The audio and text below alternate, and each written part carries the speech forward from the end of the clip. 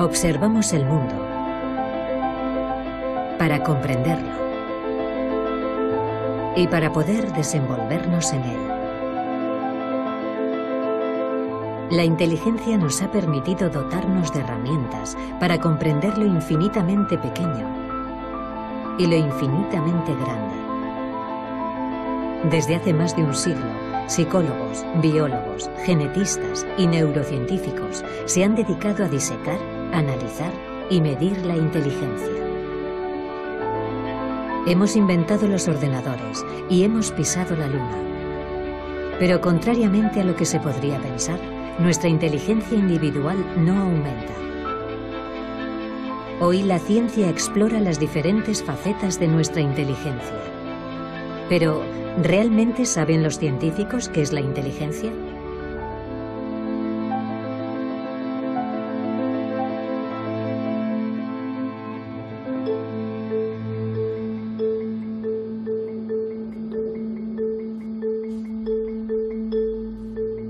La inteligencia consiste en relacionar unas cosas con otras, en ensamblar diferentes elementos para hallar una solución.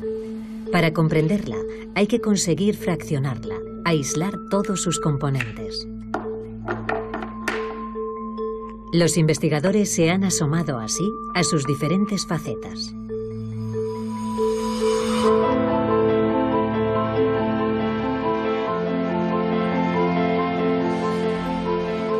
Para medir la inteligencia, una de las primeras ideas consistió en medir la velocidad a la que reacciona el cerebro. Es el método que ha utilizado el profesor Tenny Youngwis. Ha comparado nuestro tiempo de reacción con el de nuestros antepasados. Y los resultados de su estudio no nos son favorables.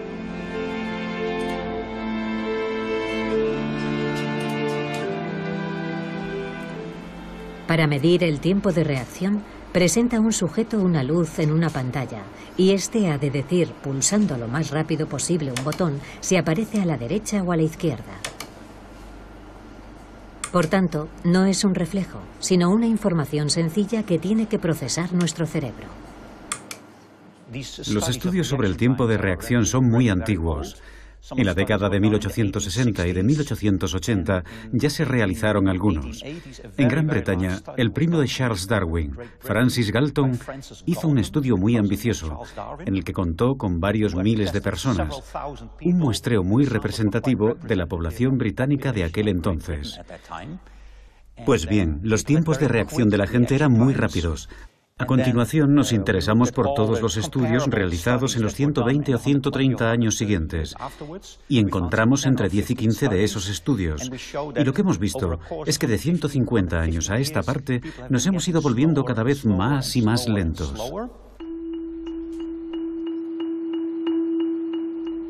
Para el profesor Tenny Youngwis, inteligencia es igual a velocidad.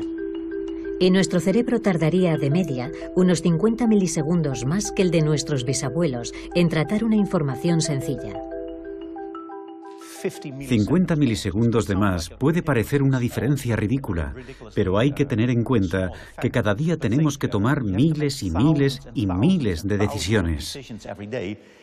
Y si somos un poco más lentos en cada decisión que tomamos, el efecto acumulativo es enorme.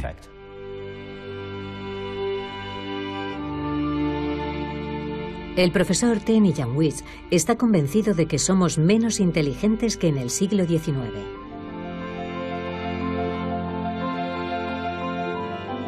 Una prueba de ello, según él, es que ese periodo estuvo marcado por una explosión de creatividad, de innovaciones e ideas.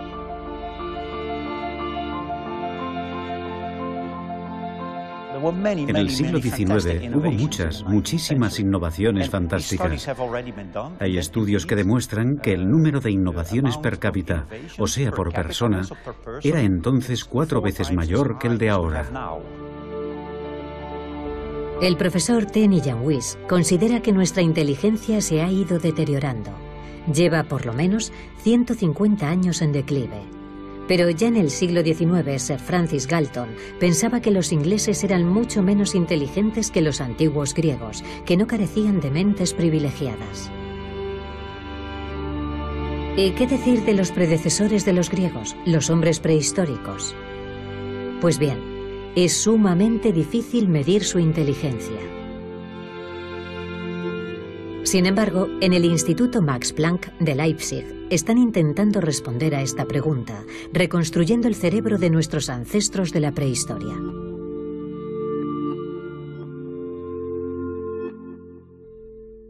La paleoneurología es una ciencia de lo más frustrante, porque su objeto de estudio es prácticamente inexistente. No existen cerebros fósiles. Lo que tenemos, básicamente, son las cajas que contenían esos cerebros.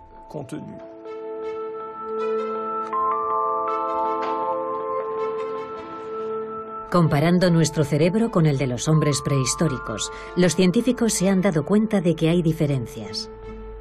Diferencias en cuanto a la forma, pero también en cuanto al tamaño. Algunos hombres prehistóricos tenían un cerebro más grande que el nuestro. Sabiendo que todo lo que somos, todo lo que pensamos, todos nuestros recuerdos, nuestra personalidad o nuestro lenguaje depende esencialmente de este órgano, cabe preguntarse si la inteligencia está directamente vinculada con el tamaño del cerebro. Sería ingenuo pensar que no hay ningún vínculo entre el tamaño del cerebro y la complejidad de los comportamientos, es decir, la inteligencia, entre comillas. Lo vemos en el mundo animal, donde los animales más inteligentes, en particular los cetáceos, como por ejemplo ciertas especies de delfines, son animales que tienen un cerebro muy grande, con un gran número de neuronas. Es decir, que vemos en ellos algo que nos recuerda a los grandes primates y al hombre.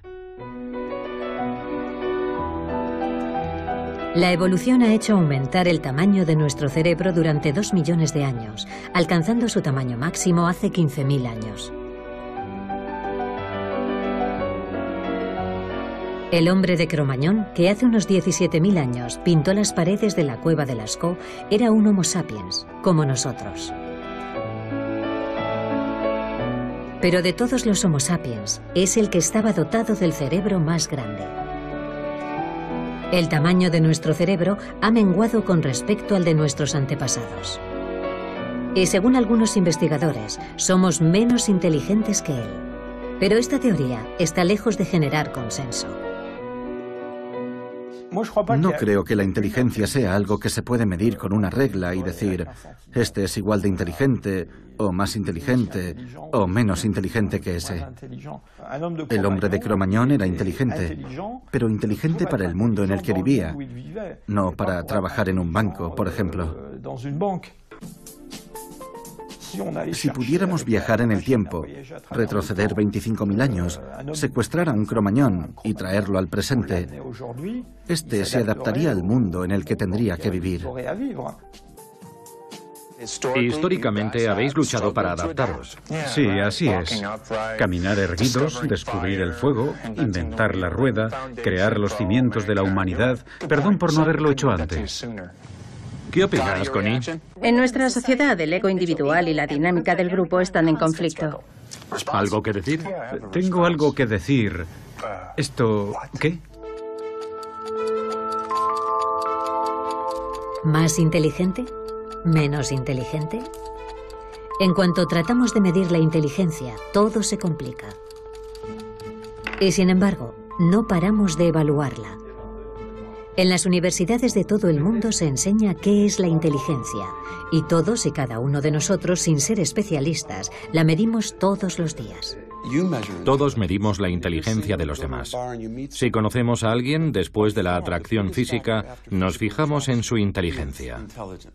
Podemos detectar su grado de inteligencia hablando y fijándonos en su agilidad mental. Por ejemplo, si hablamos de un concepto difícil o algo que esa persona desconoce, ¿lo entiende? Medir la inteligencia analizando las respuestas. Evaluando la conveniencia de las acciones. Comparando a los individuos. Un método que ha dado origen a la única herramienta de la que disponemos para evaluar la inteligencia, el coeficiente intelectual o CI, inventado por Alfred Binet a principios del siglo XX. Alfred Binet era muy crítico con los alienistas, los psiquiatras de aquel entonces, que efectuaban sus diagnósticos de retraso intelectual en base a ciertas categorías.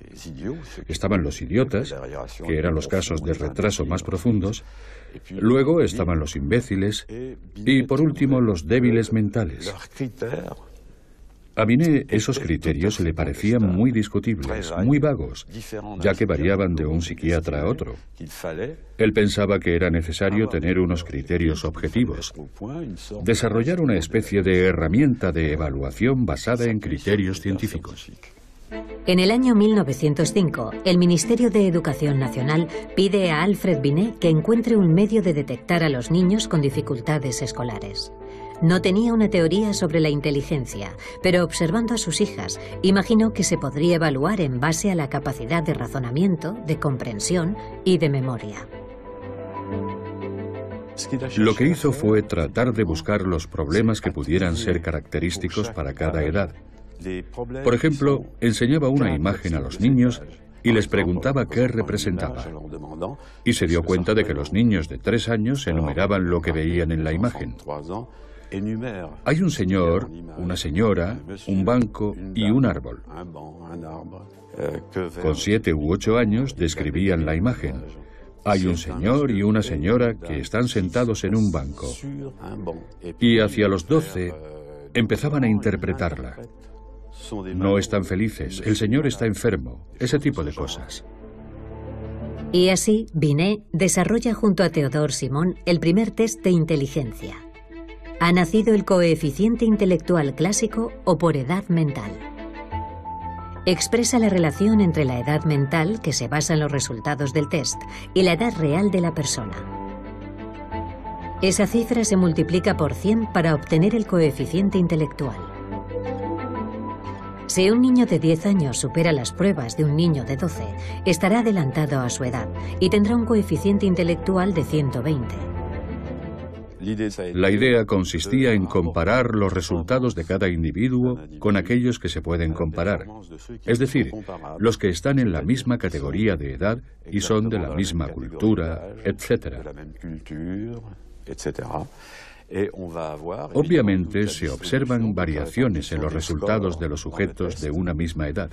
El coeficiente intelectual no es más que la posición de un individuo con respecto al rendimiento intelectual de otros que son como él, es decir, de su misma edad.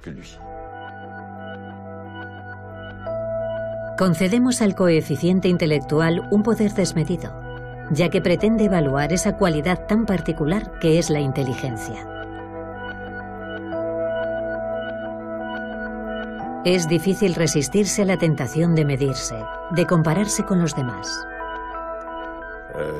Es un poco catastrófico eso que vemos hoy en Internet, con todas esas páginas que te permiten calcular cuál es tu coeficiente intelectual.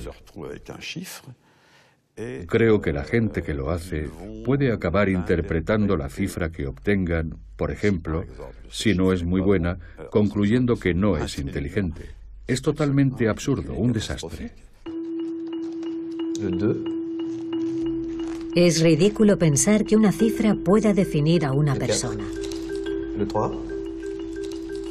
Un verdadero test de coeficiente intelectual lo hace un psicólogo homologado, ya que hay que saberlo interpretar en relación con el pasado de un individuo, su presente y su personalidad. Con el coeficiente intelectual podemos evaluar la inteligencia, comparar a los individuos. Pero, ¿nos permite saber si nuestra inteligencia ha evolucionado desde que lo inventó Binet hace más de un siglo? ¿Hoy se nos da mejor hacer un test de inteligencia? En Nueva Zelanda, por primera vez, alguien ha dado una respuesta a esa pregunta. James Flynn hizo aquí un sorprendente hallazgo que los científicos del mundo entero han bautizado como efecto Flynn. El efecto Flynn es el descubrimiento de que todas las naciones que han ingresado en la era industrial han conocido una mejora considerable en los test de inteligencia. Estudié los resultados de todo tipo de test de inteligencia en 40 países: Francia, Holanda, Noruega, todos ellos con servicio militar obligatorio. Todos los años los sometíamos al mismo test y la mejora era evidente. Digamos que hace 1 o 2 generaciones la gente solo acertaba 30 de 60 respuestas de media, mientras que hoy en día aciertan 45. Tras cotejar decenas de estudios, James Flynn llegó a la conclusión de que desde hace 60 años se nos dan mejor los test de inteligencia. ¿Quiere decir que nos hemos vuelto más inteligentes que nuestros abuelos? Un incremento en el coeficiente intelectual no tiene por qué implicar un incremento en la inteligencia. Basta con este ejemplo. Si alguien hace un test de inteligencia hoy y lo vuelve a hacer mañana, habrá un efecto de aprendizaje. Al sujeto se le dará un poco mejor, pero no quiere decir que se haya vuelto más inteligente, sino que está más familiarizado con la forma de hacer el test. Ese aumento en el coeficiente intelectual se debe en buena parte al entorno. Una alimentación mejor, una educación mejor. Nuestro coeficiente intelectual aumentaría en 2 o 3 puntos por cada año escolar suplementario. Y en los países industrializados, la duración media de la escolarización ha pasado de 6 años a principios del siglo XX a 11 años en la actualidad. Todo eso ha hecho aumentar los niveles de coeficiente intelectual. Si hacemos una prueba de coeficiente intelectual hoy, estamos mejor preparados, ya que la escolarización y todo un conjunto de factores nos han dotado de la capacidad de usar la lógica de forma abstracta. Por ejemplo, podemos ver una serie numérica y anticipar cuál es el siguiente número de la serie.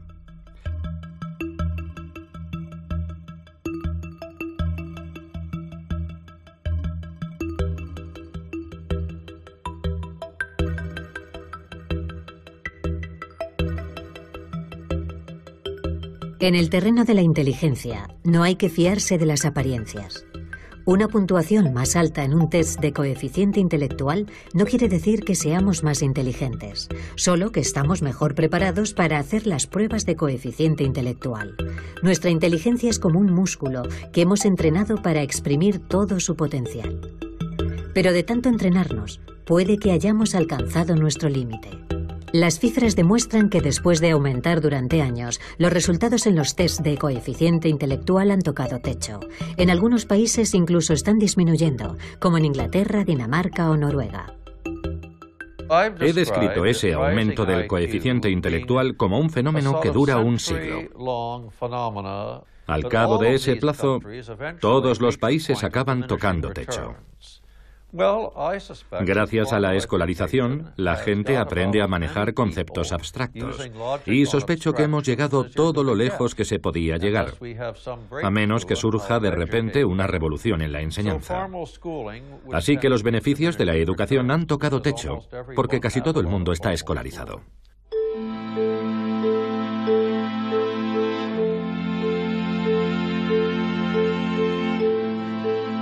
Un coeficiente intelectual estancado, cerebros más lentos, más pequeños. ¿En qué punto está nuestra inteligencia? Las primeras herramientas que permitieron evaluar la inteligencia fueron inventadas hace más de un siglo. Hoy nos seguimos inspirando en las teorías ideadas por Sir Francis Galton y Alfred Binet. Pero podemos ir aún más lejos. En lugar de medir el producto de la inteligencia, nos podemos interesar por el órgano que produce la inteligencia.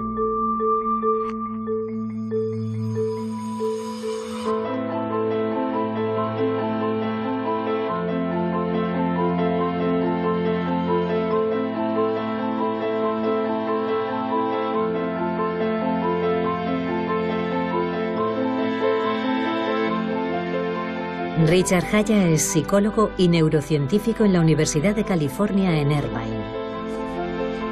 Lleva más de 30 años tratando de averiguar qué aspecto tiene un cerebro inteligente. Gracias a los progresos de la imaginería cerebral, está buscando con su colega, el profesor Rex Jun, en qué parte del cerebro anida la inteligencia. Estamos observando el cerebro de Richard Haya, un cerebro muy bonito. El Dr. Haya es un individuo muy brillante y muy inteligente. Aquí estamos viendo todas las regiones del cerebro en las que reside la inteligencia.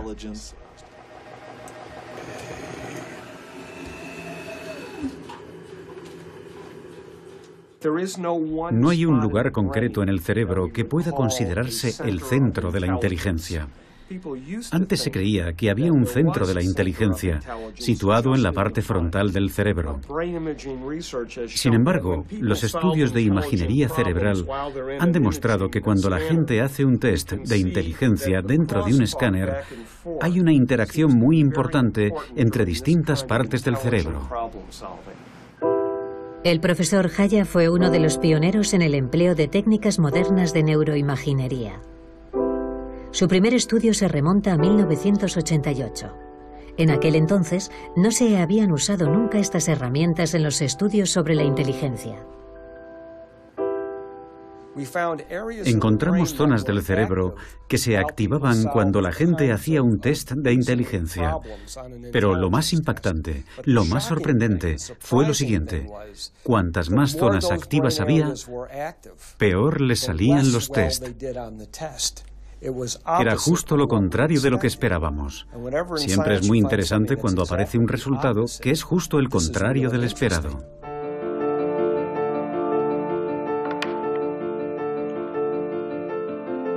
Un cerebro inteligente no es un cerebro que funciona más, al contrario, es un cerebro que funciona menos. Es lo que se conoce como la neuroeficacia. Ser inteligente es ser capaz de resolver un problema con el mínimo esfuerzo.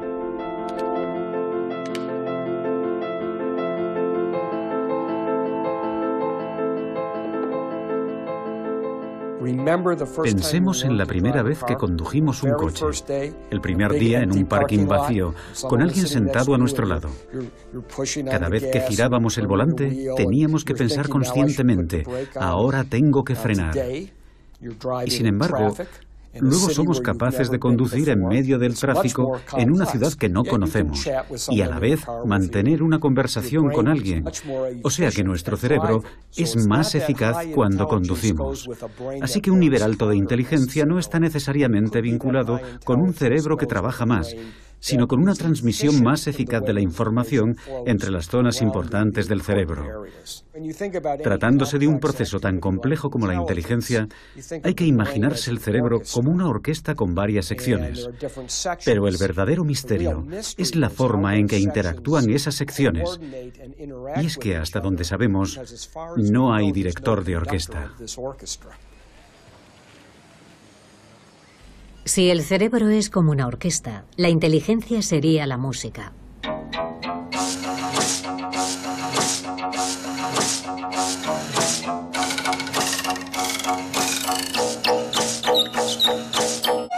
Estamos empezando a descifrar la partitura, pero todavía no sabemos cómo hacen los músicos para tocar juntos.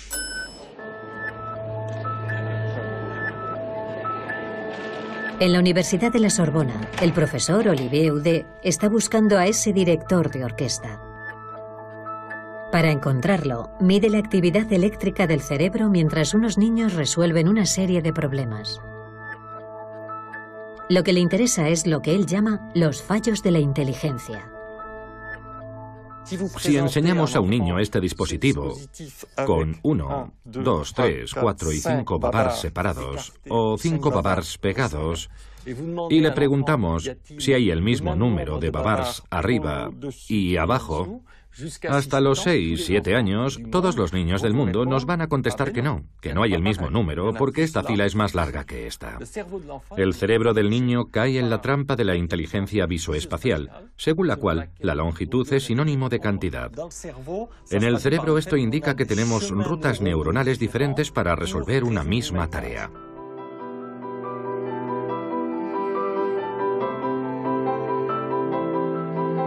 Contar o medir. Siempre hay varias soluciones para cada problema. y nuestro cerebro está luchando sin cesar para inhibir las malas estrategias. Hemos descubierto el que quizás sea el hallazgo más original de nuestro laboratorio, y es que la inhibición es el proceso clave y positivo de la inteligencia, porque nos permite resistir a nuestros propios reflejos. Resistir es aprender a controlar las interferencias que ofuscan nuestra inteligencia. El test de Stroop es uno de los métodos que permite ver esas interferencias. Consiste en dar el color de una palabra, pero cuidado, sin leerla. Azul. Amarillo. Rojo, amarillo, esto... verde... ¿Rojo, verde? ¿Verde? ¿Rojo? Verde. Amarillo. ¿Amarillo? ¿Rojo? Amarillo. Rojo. ¿Amarillo? ¿Rojo?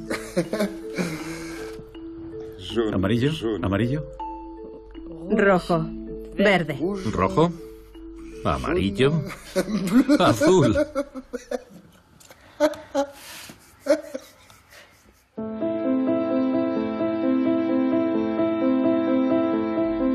Para resolver un problema empleamos diferentes regiones del cerebro que están interrelacionadas, pero que a veces entran en competición.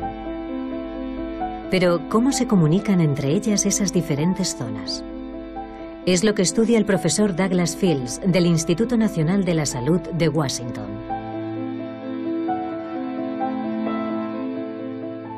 El cerebro consta de dos tipos de tejidos, la materia blanca y la materia gris. Todo el mundo ha oído hablar de la materia gris. Es donde se hallan las neuronas de la superficie del cerebro. Pero por debajo hay miles de millones de conexiones, de cables, de axones que conectan las neuronas entre sí. Se llama materia blanca porque los axones están aislados con una membrana celular llamada mielina.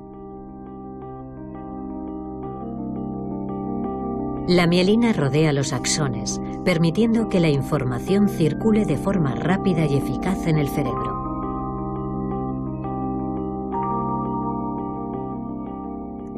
Cuando nace un bebé, su cerebro aún no está desarrollado. Tiene una capacidad funcional mínima. Un bebé casi no puede hacer nada por sí solo. No puede alimentarse, no puede ver gran cosa, ni puede andar o mantener erguida la cabeza. Y eso se debe a que nuestro cerebro se ve moldeado por el entorno en el que nacemos. Uno de los aspectos más interesantes de la mielina es que no se forma hasta después de nuestro nacimiento. La mielina es fundamental para que la información circule de forma eficaz en el cerebro. Por tanto, es esencial para nuestra inteligencia. Pero hoy por hoy, la formación de la mielina se está viendo perturbada. Bárbara de Menex es endocrinóloga en el Museo de Historia Natural de París y ha demostrado que la inteligencia se ve amenazada por una de las grandes plagas del siglo XXI, la contaminación. Vivamos donde vivamos, actualmente estamos expuestos a centenares de sustancias químicas que pueden interferir con la hormona tiroidea, que es la hormona que produce la glándula tiroides y está situada en la base del cuello de los humanos. Y la necesitamos para el desarrollo de nuestro cerebro, desde las primeras etapas del desarrollo del feto hasta incluso mi edad, para mantener funciones mentales como la mielinización. La Autoridad Europea de Seguridad Alimentaria ha analizado 297 pesticidas. Más de un centenar de ellos perturban el funcionamiento de la hormona tiroidea, como el bisfenol A, los bifenilos policlorados, los retardantes de llama, productos químicos con los que estamos en contacto a diario. El equipo de Bárbara de Menex ha demostrado que tienen la particularidad de bloquear los receptores específicos de la hormona tiroidea en cada una de las células de nuestro cerebro, y los efectos son considerables. Tenemos pruebas contundentes. Hemos observado, me refiero a los científicos, los niveles de exposición en mujeres embarazadas.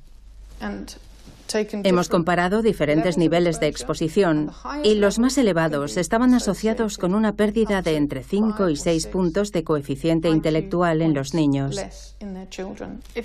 Es cierto que la mayoría no nos daríamos ni cuenta de la diferencia, pero es evidente que 5 puntos de coeficiente intelectual pueden marcar una gran diferencia en nuestro rendimiento escolar o en nuestro éxito en la vida, y el mero hecho de saberlo es muy perturbador para los padres.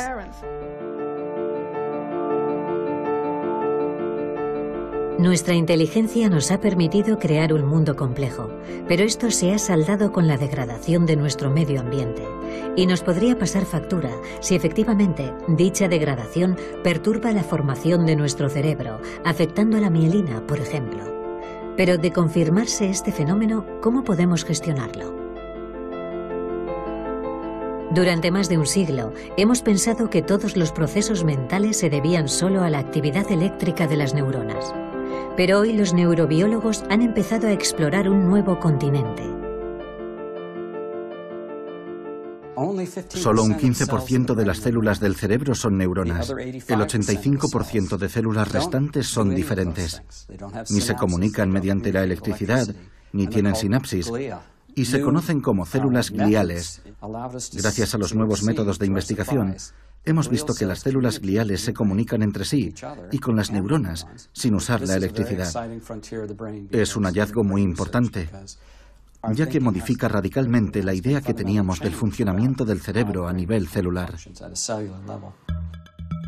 Las células gliales son mucho más numerosas que las neuronas y constituyen el entorno de estas.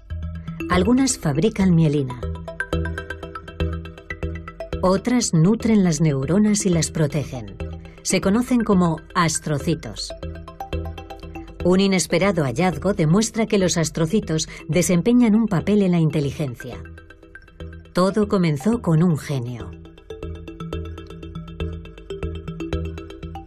En abril de 1955, en el hospital de Princeton de Nueva Jersey, el patólogo Thomas Harvey lleva a cabo la autopsia de Albert Einstein. Ese 18 de abril, a las 8 de la mañana, decide robar el cerebro del que vemos como la viva imagen de la genialidad. Espera desentrañar los secretos de la inteligencia examinando tan preciado órgano. Tras conservarlo oculto en su casa durante 27 años, autorizó a otros científicos a examinarlo y descubrieron algo en el cerebro de Einstein que quizá explicase su inteligencia. Examinaron el cerebro de Albert Einstein para ver por qué era más inteligente y no encontraron ninguna diferencia en el número de neuronas ni en su tamaño. Nada. Pero su cerebro tenía más astrocitos y eso dio mucho que pensar. ¿Tendrían alguna relación los astrocitos con la inteligencia? Los astrocitos son unas células gliales identificadas hace más de un siglo. Pero de unos años a esta parte, los científicos se han dado cuenta de que su papel es más complejo de lo que pensaban. Los astrocitos desempeñan numerosas funciones.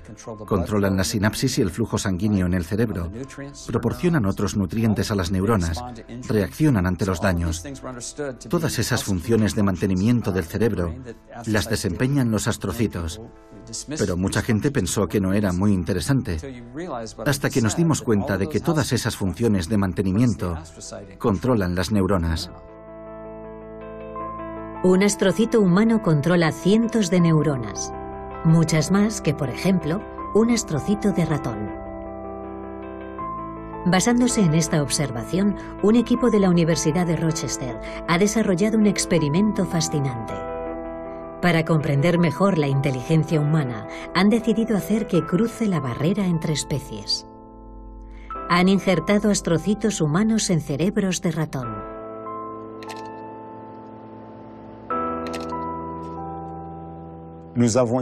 Efectuamos implantes de astrocitos humanos en un grupo de ratones y vimos que los implantes invadieron literalmente todo el cerebro. Al mes de realizar el implante, observamos que este era muy discreto. Estaba prácticamente localizado en el lugar en el que se habían implantado las células. Sin embargo, al cabo de un año, el implante se había extendido a todo el cerebro. Todas las células habían sido reemplazadas por células humanas. Nos dimos cuenta de que los ratones tenían mejor memoria y una capacidad de aprendizaje mejor que los ratones sin el injerto. Para poner a prueba las aptitudes de estos ratones a los que han modificado el cerebro, los investigadores los introducen en una serie de laberintos. ¿El resultado? Los ratones con el implante encuentran la salida 2 veces más rápido que los ratones sin él. El experimento no da lugar a dudas. Los astrocitos contribuyen a favorecer la memoria y el aprendizaje. Desempeñan un papel clave en nuestra inteligencia.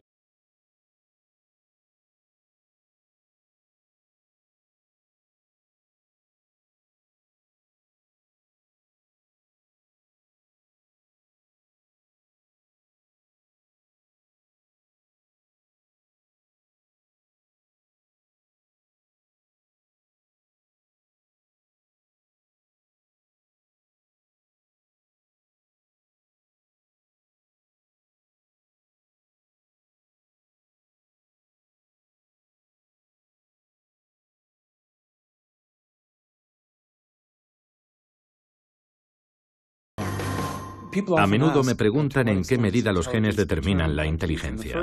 Primero, querría subrayar que la palabra determinar quizás no sea la más acertada.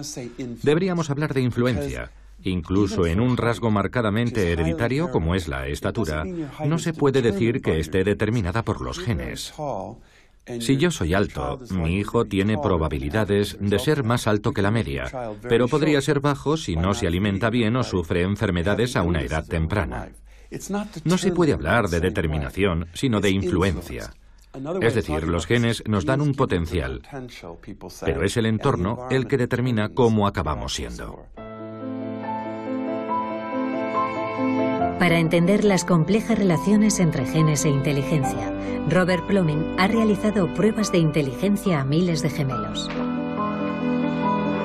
Los gemelos monocigóticos tienen la particularidad de que son clones, es decir, comparten exactamente los mismos genes. Son idénticos en todo. Mismo pelo, mismos ojos. ¿Pero obtienen también los mismos resultados en los test de inteligencia? La respuesta es sí. Sus resultados son más parecidos que los obtenidos por hermanos normales. Es la prueba de que, aunque no sean el único factor que determina la inteligencia, los genes desempeñan un papel crucial. A día de hoy, la mayor parte de los países del mundo, más de 100, dispone de un registro de gemelos, ya que hemos reconocido la importancia del estudio de los gemelos para medir la influencia de los genes. Así que la siguiente fase de la investigación consiste en buscar los genes responsables de la inteligencia. Para ello, Robert Plomin usa unos chips de ADN capaces de detectar más de 1 millón de marcadores genéticos. Comparando el ADN de todos los que obtuvieron un buen resultado en las pruebas, ha tratado de ver si había algún gen que apareciese más frecuentemente. Pero la identificación precisa de esos genes ha resultado ser mucho más complicada de lo que se esperaba. Hace 15 años, cuando empecé a buscar los genes de la inteligencia, ni siquiera me planteaba que pudiera ser tan difícil. Hemos identificado ya más de 300 genes que influyen en la inteligencia, y el problema es que tal vez hayamos identificado solamente un 1%.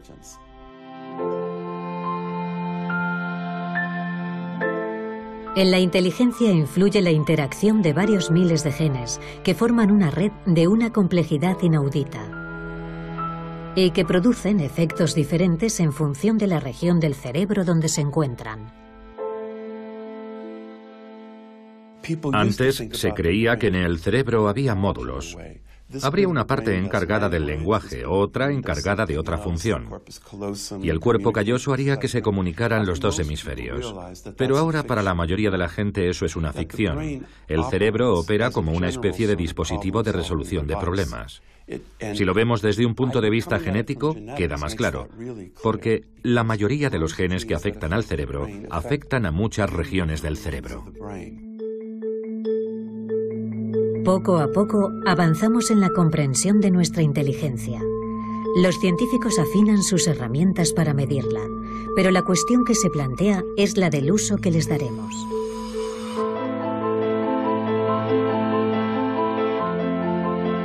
La inteligencia es lo que mejor predice nuestro nivel de estudios y nuestro empleo.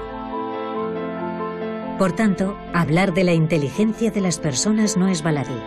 Es una forma de asignarles un valor, de clasificarlas, de jerarquizarlas, con todo lo que eso entraña.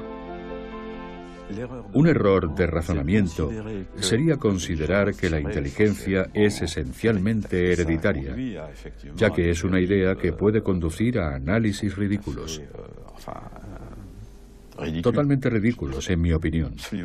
Por poner un ejemplo, creo que fue en el año 1924 cuando se promulgó una ley en Estados Unidos que restringía la inmigración, que imponía cuotas a la inmigración, porque en los test los inmigrantes obtenían de media unos resultados peores. Por lo tanto, se supone que eran genéticamente menos inteligentes y tenía que haber menos en Estados Unidos para que no hicieran bajar la media nacional. Los recibían en Ellis Island, esa pequeña isla que está enfrente de Nueva York, y muchos fueron rechazados, en particular en los años 30, en pleno auge del nazismo. Estoy pensando en los judíos de Europa del Este, por ejemplo, que fueron rechazados por unos motivos absolutamente ridículos. Durante mucho tiempo se pensó que no podíamos huir de nuestros orígenes. Se suponía que nuestros genes controlaban nuestra vida. Desde entonces, por fortuna, la ciencia nos ha alejado de esa visión determinista. Pero la inteligencia es un tema aparte, un tema tan sensible que los pasos en falso y los excesos han marcado su historia. William Shockley, un físico visionario, premio Nobel por su descubrimiento del transistor, se mostró mucho menos brillante cuando se interesó por el estudio de la inteligencia. Dr. Shockley, le agradecería que me contestara con un sí o un no a esta pregunta. ¿Cree que los negros son genéticamente inferiores en inteligencia? Esta es mi respuesta. Mis investigaciones me han llevado a una conclusión trágica, pero ineludible. Buena parte del déficit intelectual y social de los negros americanos es hereditaria, racial, de origen genético, y no se puede remediar de forma significativa mejorando su entorno. ¿Cuál cree entonces que es la solución al problema? Propondría que se ofreciera una recompensa a todo aquel que se dejara esterilizar. Esta oferta se basaría en una estimación científica de las taras genéticas de cada uno. 1974. Eso fue prácticamente ayer. Una época no muy lejana, en la que algunos usaban el coeficiente intelectual para justificar sus teorías racistas, para excluir al diferente. Joseph Sobanek padece síndrome de Asperger, una forma de autismo que puede convivir con un coeficiente intelectual elevado. Titulado en Ciencias Políticas, doctor en Filosofía, escritor. A los 6 años no sabía hablar. Hoy habla 7 idiomas, entre ellos el hebreo, el árabe, el persa y el azerbaiyano. Formo parte de esos niños que estaban abocados al fracaso. Durante mucho tiempo se dijo que las personas autistas eran deficientes intelectuales. Las palabras deficiente y autista se tenían casi por sinónimos, cuando hoy sabemos que no es así.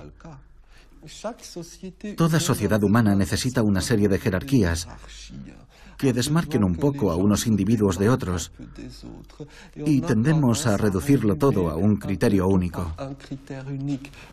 En Estados Unidos, la base de las jerarquías y las cualidades humanas es el coeficiente intelectual. En Francia son las oposiciones administrativas. En la China imperial eran las famosas oposiciones para acceder al mandarinato. Pero todo eso se basa en una idea central que es falsa, que dice que existe una escala única para medir a la humanidad. Y quien promulga esta clase de teorías tiende a colocarse a sí mismo en la cúspide. Siempre ha sido así. La inteligencia como escala absoluta de la humanidad. Pero, ¿se puede resumir lo humano en una única dimensión? ¿Se puede reducir al ser humano a su inteligencia, cuando la propia inteligencia consta de múltiples facetas?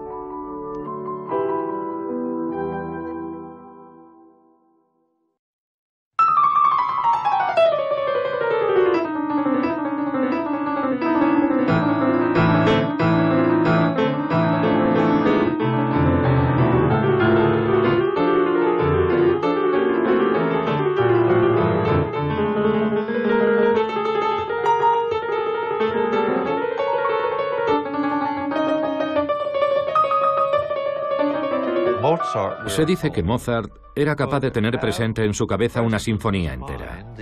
Cuando los demás pensamos en una sinfonía, tenemos que pensar en su desarrollo en el tiempo, mientras que él tenía una especie de conciencia simultánea de su unidad.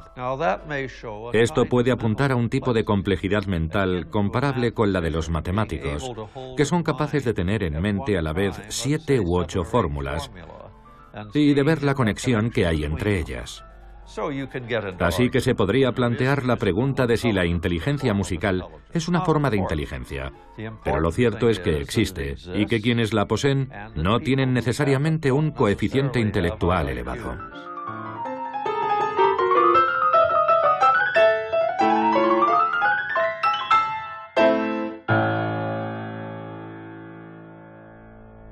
Siempre ha habido reticencia a considerar que había diferentes formas de inteligencia y una cierta propensión a querer determinar un coeficiente intelectual general, es decir, a afirmar que existe una especie de inteligencia unidimensional y que cada uno ocupa un lugar más o menos alto en esta escala.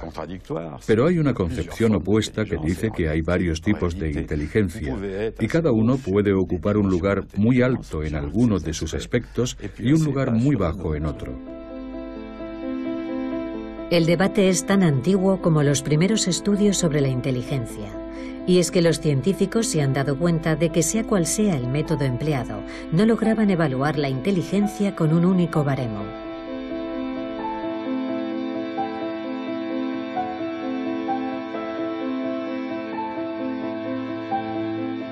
En la Universidad de Nuevo México, el profesor Rex Jun está convencido de que para resolver cualquier problema usamos diferentes tipos de razonamiento.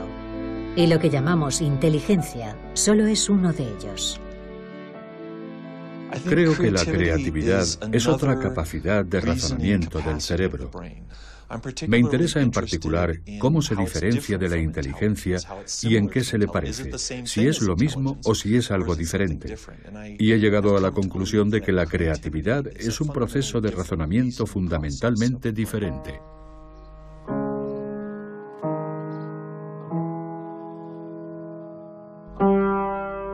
Descifrar una partitura supone usar los conocimientos de forma creativa.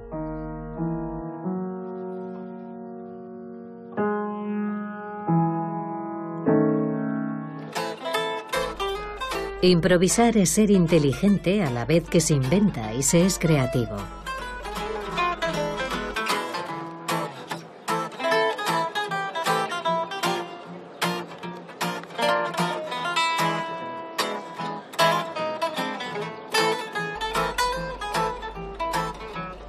Un músico puede ser a la vez inteligente y creativo. Un sujeto de estudio ideal.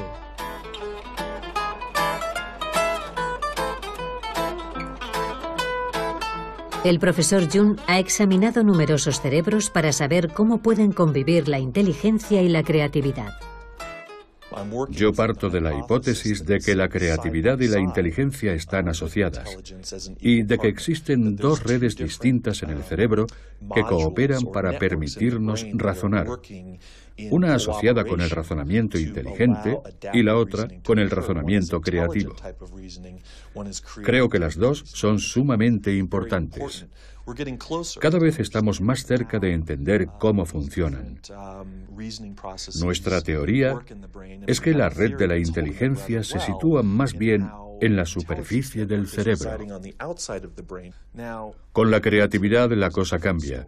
Depende principalmente de la red neuronal por defecto, y la red neuronal por defecto es una red que se encuentra más bien en el centro, en el interior del cerebro. Y esas dos redes se intercambian información permanentemente, y eso nos permite resolver los problemas que nos plantea el mundo que nos rodea.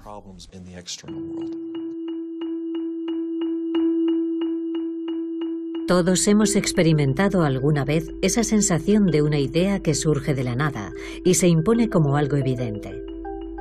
Lo que nos revela la neurociencia es que ese tipo de razonamiento, inventivo y creativo, es una modalidad de razonamiento específica.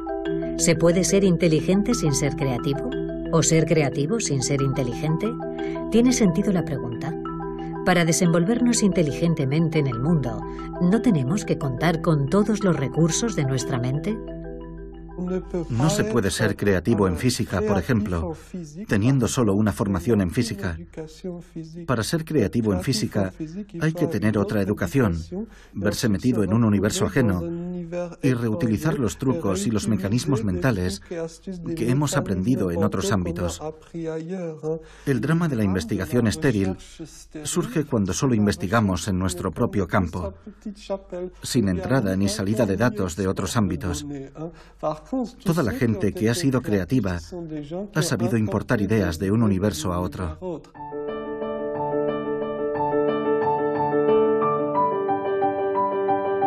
La ciencia está tejiendo los vínculos, dibujando el cuadro. Los científicos ensamblan poco a poco los diferentes componentes de nuestra inteligencia. Pero el mundo evoluciona, y la inteligencia también.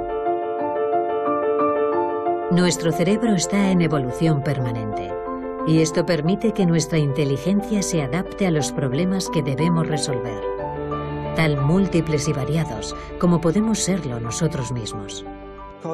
Cuando era niño, sabía que no funcionaba como los demás. Era consciente de eso. Y eso me dio que pensar, y me llevó a imaginar un mundo plural. A imaginar un mundo donde no haya un solo eje, ya sea de clasificación o de valorización, sino un sinfín de ejes. ¿Acaso la verdadera inteligencia del mundo no consiste en saber reflexionar de forma plural, en tener en cuenta varios esquemas de comprensión del mundo, en vez de uno solo? Puede que el papel de la ciencia no sea decirnos si somos más o menos inteligentes que nuestros vecinos o nuestros antepasados, sino ayudarnos a comprender cómo funciona nuestro cerebro. Y entonces, no solo sabremos reparar nuestra inteligencia, también sabremos mejorarla para tejer vínculos entre nosotros y la diversidad de lo que nos rodea.